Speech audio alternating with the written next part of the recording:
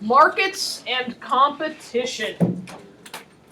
We've already covered what a market is, anywhere where buyers and sellers come together to exchange goods and services. A competitive market is one where there's a lot of buyers and sellers. If you have a market where there isn't much competition, you, the consumer, are not going to end up in a very strong position.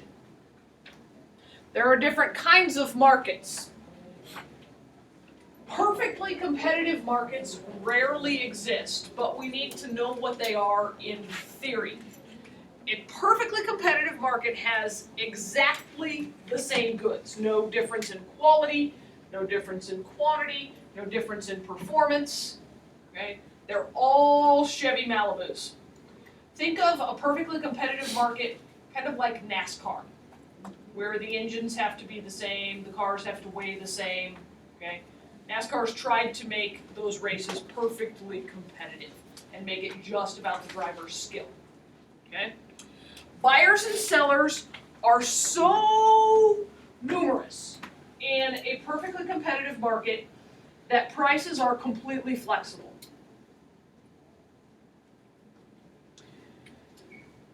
For our purposes in learning supply and demand, we will be imagining that our market is perfectly competitive.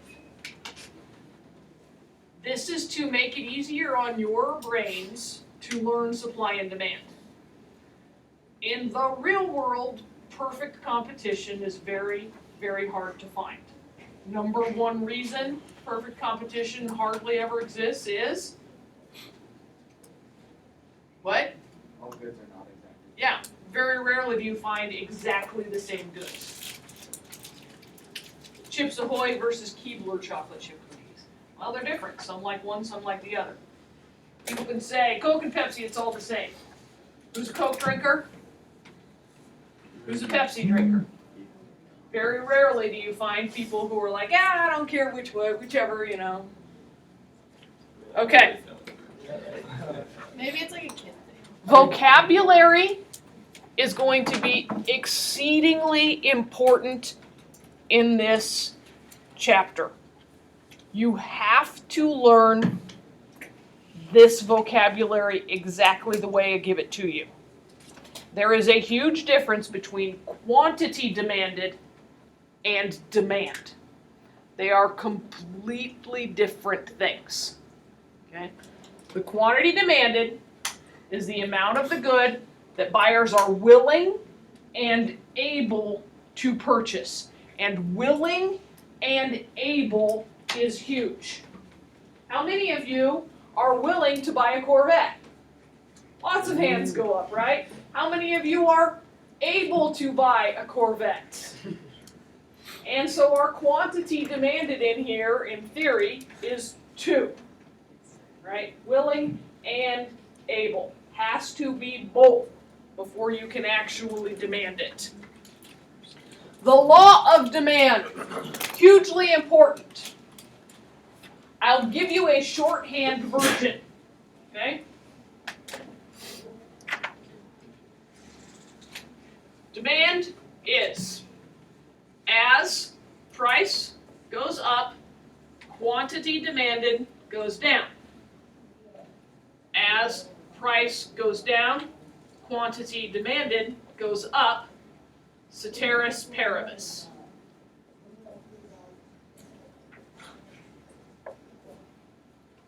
That is the law of demand. If you are writing that one down when I've just given you the uber easy, you're silly, Aaron. What, you weren't even listening to what I said because you were so worried about getting I heard down. like the whole the P goes up, the QD goes down. You can actually give me this as an answer on a quiz. Yeah, I know. As price goes up, quantity demanded goes down. As price goes down, quantity demanded goes up. Ceteris paribus. What's ceteris paribus? Thank you for asking. Ceteris paribus is Latin. It means all other things being equal or being constant. What this is saying is nothing else in the world changes except price. Okay? This only works if nothing else in the world changes, which is why we throw that ceteris paribus in there. And that's what they're saying other things equal here. Okay?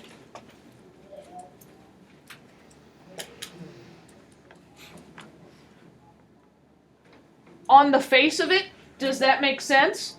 As things get more expensive, people don't want to buy as much. Common sense, right? But you gotta say it that way. Don't say, as price goes up, demand goes down. You're wrong. As price goes up, quantity demanded goes down. As price goes up, demand doesn't actually change. All right. Demand schedule is how you can lay out the numbers that you would then graph to give yourself the demand curve. Okay. Helen is demanding lattes. Ah, Helen and her lattes. We're going to do our own demand schedule. I have, is this a comfortable temperature? Yeah. I have an icy cold Coke. Icy cold Coke. And I have change. I need you to tear a little corner off of a page. If you are interested in purchasing this Coke, you may do so, and you may drink it immediately while it's still icy cold and refreshing. If you're interested, tear a little corner off of a page and put down the price you are willing to pay for this Coke, along with your name, and it will go to the highest bidder. Wait. However much you want to pay for this Coke, I'll make change. And thank you for funding my retirement. Do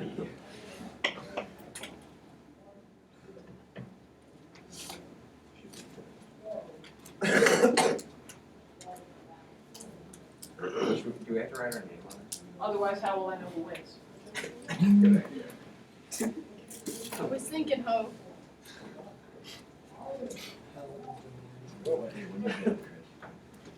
Nah, that's not collusion.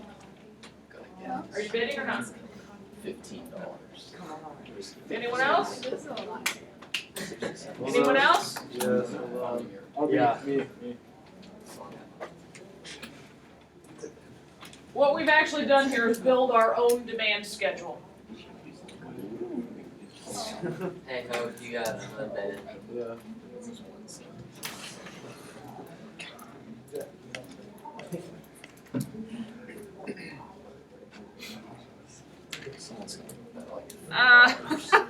I know I like dogs, but no, I don't want your dog.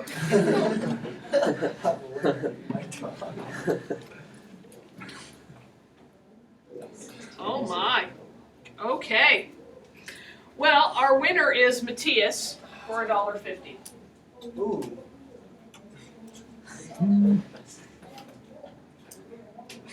It's nice and chilled.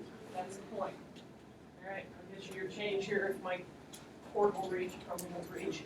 I'll get you my change after I'm done, or your change after I'm done. All right, we'll leave the money right there just to keep me honest. Okay. So, we're going to do our own demand schedule here.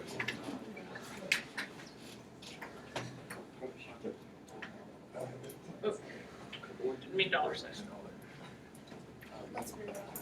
Okay, at 1 cent, Max wanted to bid 1 cent. Okay, all right, he did not get it. We have a total of 6 genuine bids here. Free is not a bid. Okay. So, how many people are willing and able to pay 1 cent? 6. How do you know 6? Because bid. But only one person bid 1 cent. But if they did, But if they bid more than that, then they would also be a buyer at any price below that. So, quantity demanded at 1 cent is 6. Our next one is 10 cents. How many people were willing and able to buy at 10 cents? 5.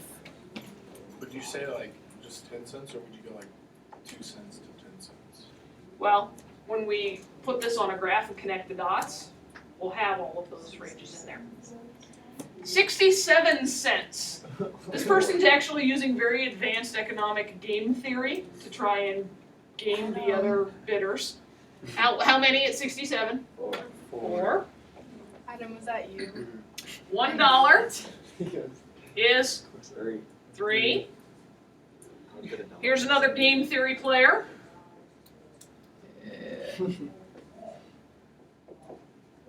Notice how it's people that have already taken this class. Look at that. Not all of them. And we didn't discuss game theory in macro. It's a micro thing.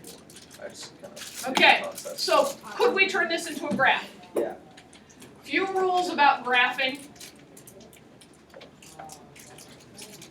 Price always on the y-axis. Quantity always on the x-axis. You always need a total, or a typo. Typo. Okay? So, at a price of 1 cent, our quantity demanded was how much? 6.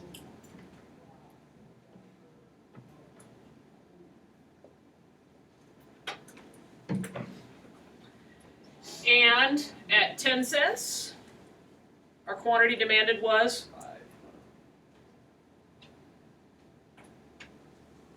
5. And at 67 cents, 4. And at $1, Bless you. and at $1.08,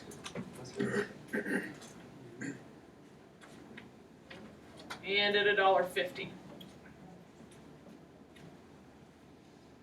And so we connect all of those, and it's not a perfect demand curve, but there you go.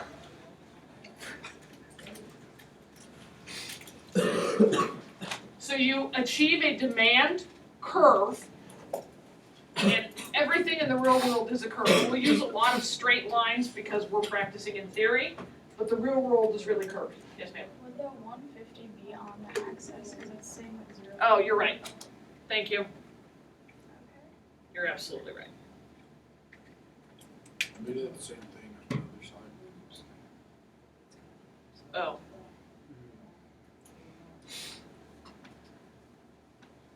There. Better. Thank you. I was thinking PPF. All right. So, you take your demand schedule and you turn it into an actual graph by connecting the dots. Okay? Does this make sense? In theory. We'll go through Helen's lattes here. If she could get lattes for free, she'd drink 16 of them a day. Helen would be grossly obese, wouldn't she? Wouldn't you get sick somewhere in there? Not if your body's like. It might be a good thing for Helen that lattes are expensive. All right, She still gets 4 for $6. so we graph them. Maybe Helen's an attorney. That's still expensive. Okay. So, when you guys made your bids, you were giving me your individual demand. We take all of those individual quantities demanded and we put them together to create market demand. Because this classroom became a market when I sold the Coke, when I auctioned the Coke. Right? Seller, buyers. So all of the individual demands put together create market demand. Okay? So Helen and Ken are the only 2 buyers in our market for latte. So if we take Helen's individual quantities demanded and Ken's individual quantities demanded, add them together, we end up with market quantity demand. Duh? Right? So, now, there are things that can cause this demand curve to shift, to move right or left. Okay? Demand can shift right or left. These are called demand determinants. They help to determine demand. Demand determinants. You will have to memorize these because you will apply them the rest of the year.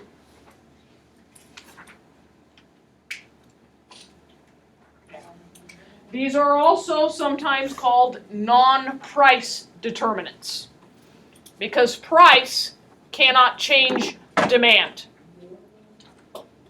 A change in price can only change the quantity demanded. I will prove it to you here. At a price of 67 cents, the quantity demanded is what? 4. If the price goes down to 25 cents, the quantity demanded is 4.5, right? Did demand, because demand is the curve, did demand change when price changed? A change in price can never change demand. I'll further complicate things. A change in the price of the good being demanded can never change demand. A change in the price of the good being demanded can never change demand.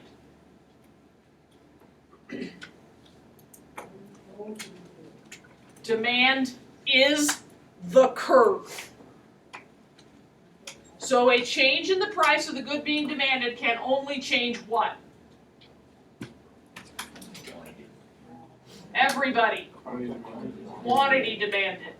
You can only move along the curve. You can't move the curve. Are you with me? I know you think I'm overdoing this, beating a dead horse, driving it home. I guarantee you, you will screw this up. Survivors, testify. You'll think I've written a trick question. It won't be. You just didn't go slow enough and read it and think. Okay. So, changes in the non-price determinants or in the demand determinants do shift the curve. Just reading the graph, knowing that quantities get bigger as they go right, what do you suppose we call a shift of the demand curve to the right? What is that? It's an increase in demand. The shift to the right is an increase in demand. You know that without having to memorize it because you can read the graph, right? And numbers get bigger as it goes to the right. A shift to the left is a decrease in demand. We never say up and down because when we get to supply, you'll have your head turned inside out. Right and left only. Okay? Increase and decrease, never up and down. All right, demand determinants are a change in the number of buyers. There are shorthand ways to write these. Would you like to know them? Yeah. Yes. Yay! Delta means change. We get to use that not only in physics, but in econ. So a change in the number of consumers in the market. If there are more consumers in the market, we can logically conclude that demand will increase. If there are fewer consumers in the market, we can logically consider that demand will decrease. So, in 1945, our soldiers came home from World War II. They had been away from home for a long time. Many of them had gotten married and shipped out right away, or they got married as soon as they came home. what was the inevitable result? Babies. Baby boom. So in 1944, the demand for diapers was at a certain level. In 1946, as a result of a change in the number of consumers in the market, demand for diapers had increased. A change in the demand determinant. Okay? As those same baby boomers age, the market for adult diapers will see a change in demand, won't it? As a result of a change in the number of consumers in the market. Got it?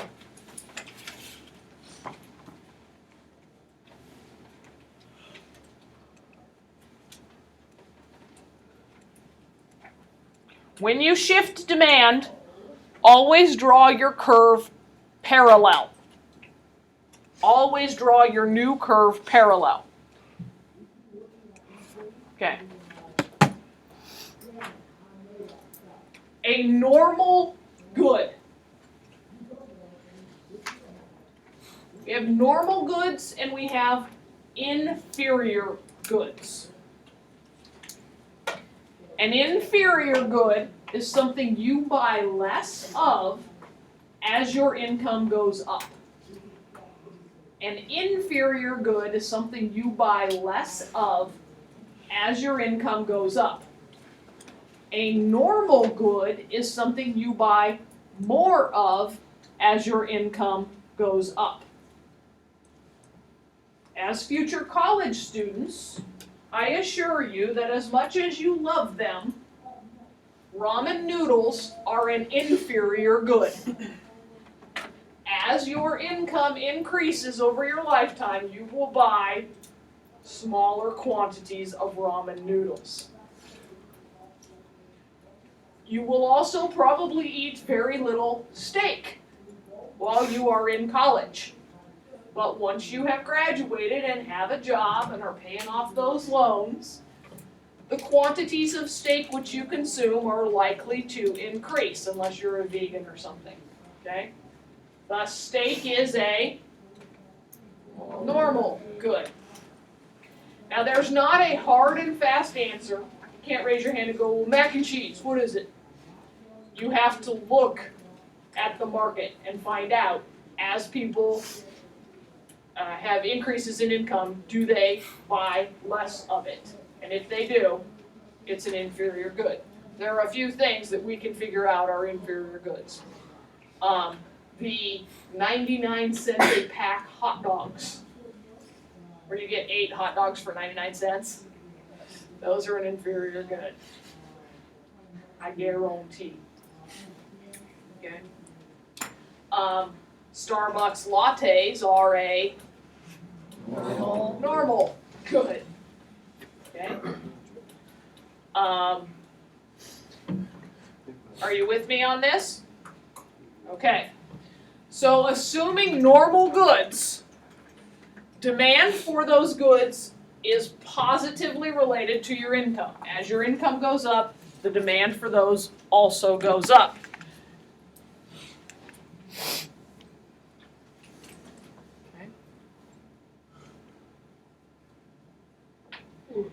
So we're going to write this demand determinant as though we are talking about normal goods. And so, a change in consumer income is a demand determinant.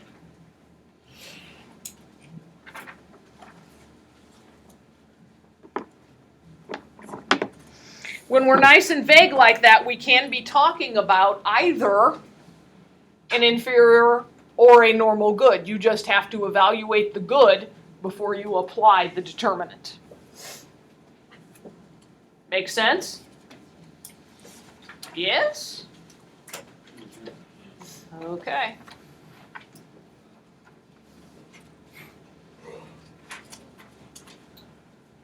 Substitutes. If you can replace one good with another and be just about as happy. Those two goods are substitutes. Now take your individual personal preferences out of this, and I will tell you that economically, Coke and Pepsi are substitutes. They are both carbonated cola beverages. Nike and Reebok, substitutes.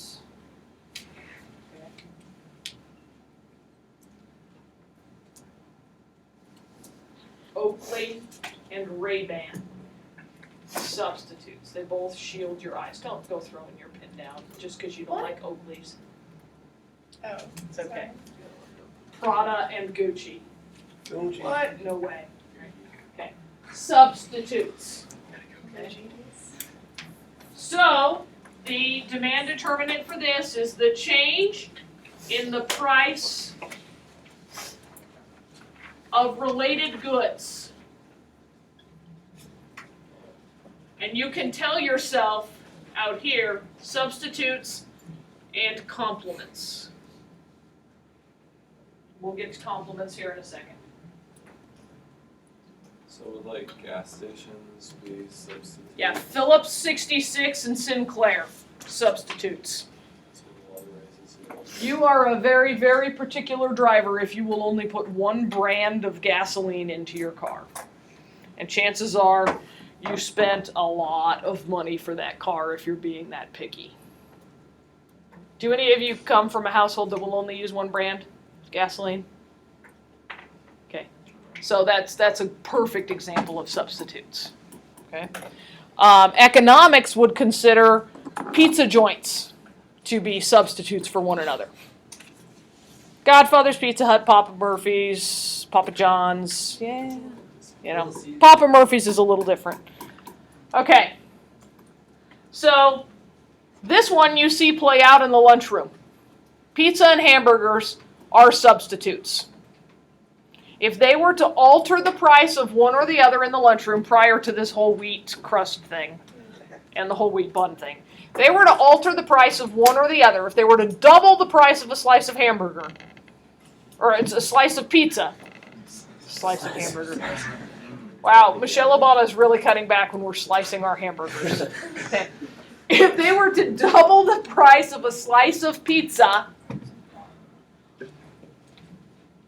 change in the price of related goods tells us that people would buy more hamburgers because it's a meat and carb based food and there are limits to what you'll accept just because you gotta have that cheesy goodness that is Godfather's. Okay? Okay. Complements. Two goods are complements if they go together. You almost can't use one without the other. We know it's a complement economically if an increase in the price of one causes a decrease in demand for the other. Ice cream and ice cream cones. Complements. What? I said mops and Mr. Clean. Mops and Mr. Clean. Yeah, okay. I would go more coffee and creamer. Milk and cereal. That's not true. Hot dogs and hot dog buns. Okay. Cheese and hamburgers. Cheeseburgers and bacon. Wings and barbecue sauce. Ranch? If you don't already have barbecue sauce on the wing, do you need ranch? Huh? What kind of wing is that? Are you They were guys talking getting... like it was like a teriyaki wing. Okay. And we were like, So, substitutes and complements are known in economics in the greater sense as related goods. So, we cover both of these in one demand determinant. We say a change in the price of related goods. And then you figure out whether it's a change in the price of a complement or a change in the price of a substitute. Okay?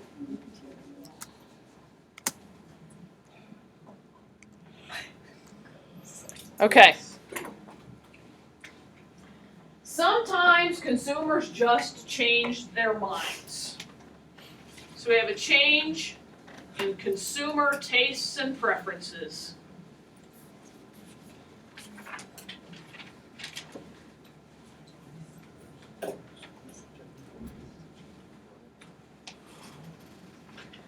Get my haircut today. Aren't you guys about to do the mohawk thing? Well, like I'm getting the body good in. I'm going to like barber shop to get it Didn't Well, what are Kirby you get a doing, Kyle? perm? done. Did he What are you really? doing? I'm just getting it like a fade kind of sweet. Okay, I like her. a change in consumer tastes and preferences. Sometimes consumers just change their minds. Ladies, how many of you own a maxi dress? Oh my. Hands higher so we can, okay.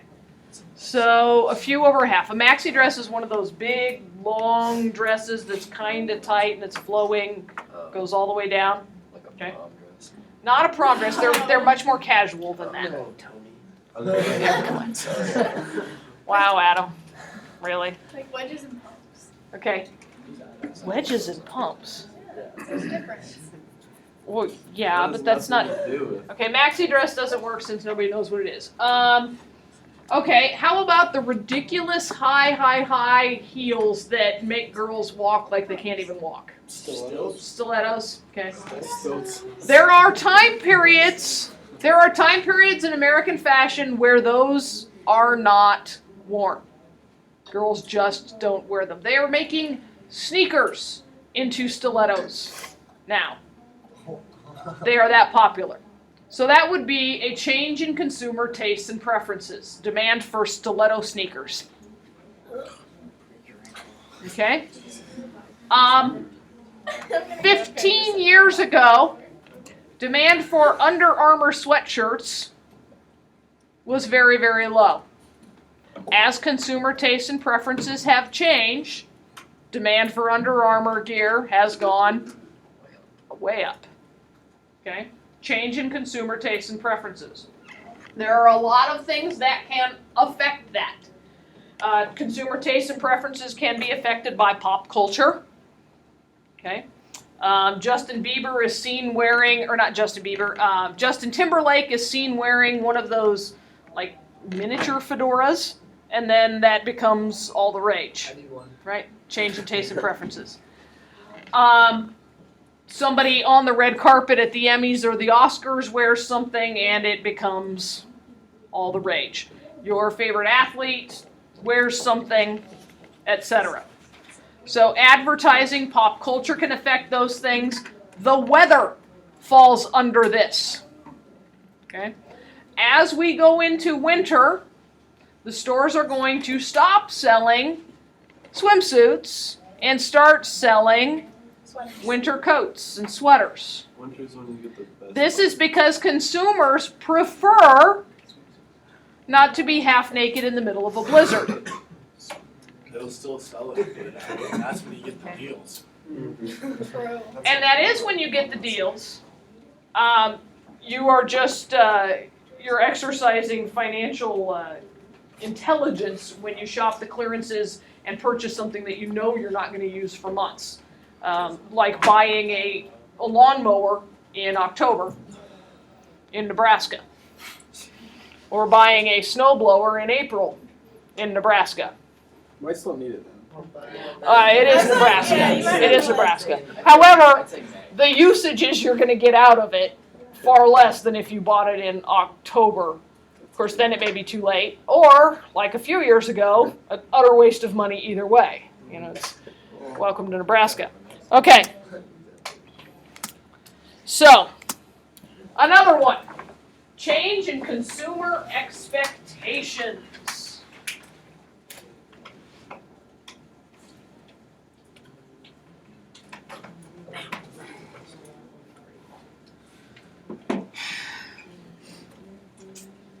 Consumer expectations is kind of a broad idea. We'll give you some examples. I expect to get a raise, a 10% raise next month. By the way, that's huge. Most raises on average 3%. Okay. If I expect to get a raise next month, I might not buy that inferior good now. I might defer that purchase and increase my demand for a normal good next month. Right? Instead of buying a cheap laptop now, I'm going to wait until next month and buy the laptop of my dreams. Okay?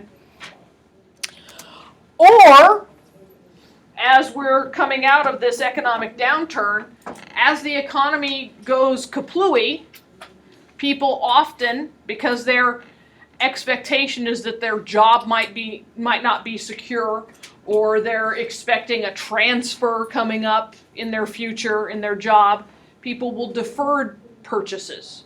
They'll wait. So consumer expectations can fall into those categories. Likewise, consumer expectations can be about what they expect the price of a good to do.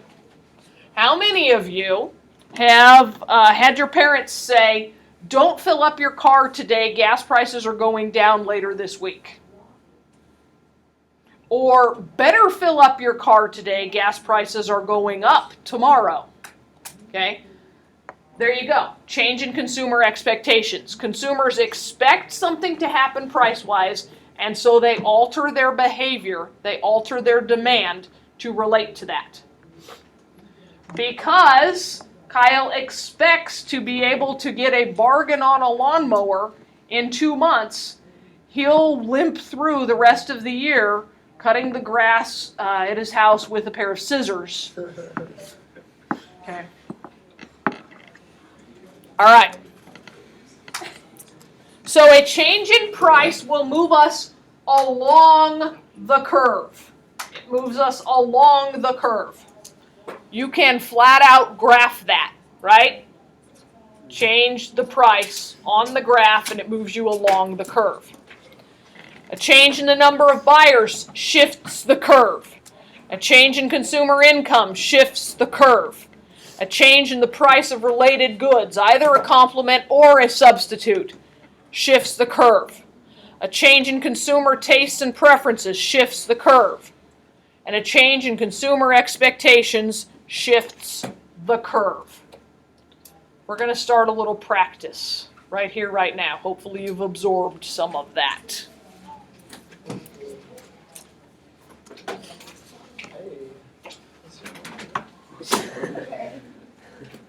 Okay. So, if we draw ourselves a demand curve,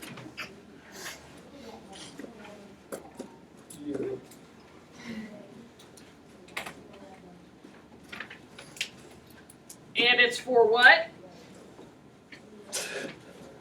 What are we? Music downloads.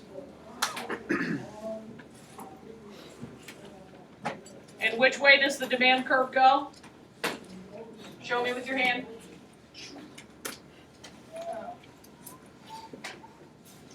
Okay. What happens if the price of iPods falls? Somebody come up and show me where the demand curve goes. Now, just lay this up there and show me where the new demand curve is. Bankston, bring it on.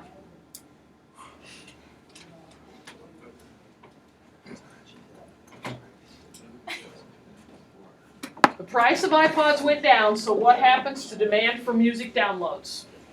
It would go up, but how do I Do you shift the demand curve to the right or the left to show an increase? go to the right? So that is your new demand curve. There you go. I don't know, roughly. Do we agree with that? We don't know how far, but yeah, we just make a guess. Now, here's the tough part. Why? And whenever we have a change in demand and I'm asking the question why, I want to know what demand determinant led you to that conclusion. Because when the price of iPods fall, which is what you would stream the music with, you have an increase in demand to play the music on the device you just bought. And Michael's correct in the normal world on the street, but you're wrong in econ. You have to use econ words. Give me that determinant. A fall in the price of iPods results in a Increase Increase in Shift. demand for Music downloads. music downloads as a result of The falling price of iPods. what's the determinant? A change in the price of iPods. a related good. It's a complement, right? iPods complement music downloads. Okay. Way to be a trooper. That's not easy. Do you see what I'm looking for there? One more real quickly. Price of music downloads falls. Who's got guts? No, you've done it.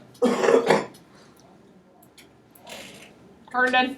Let's pick on all the Michaels. Pick on all the Michaels. I saw you playing. I'm not making eye contact. Forceful. Price of music downloads falls. Show me what happens. Isn't it just stay the same? Like, did you say? Boom! Boy. Yeah! That is awesome. Nobody gets that. Nobody gets that because it's the good itself. So if the price of music downloads falls, to show that on the graph, we do this. We say P1 and we say P2. We have quantity demanded 1, quantity demanded 2. And so that's how we show the change in the price. Good job. All right.